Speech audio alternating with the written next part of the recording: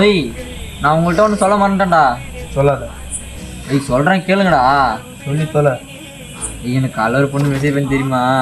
காலைல பண்ணது அப்போ மெசேஜ் பண்ண எப்போ பண்ணுறேன்? ஏய் நான் சொல்கிறத காதில் வந்து முடியாதா? காதில் வாங்கடா. சொல்லுடா.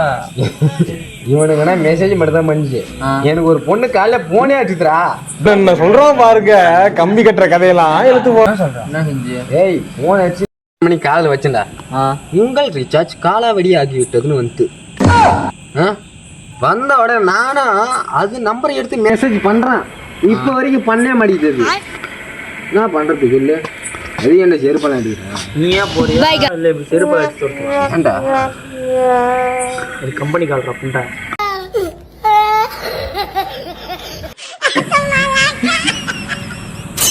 நான் போவேன்.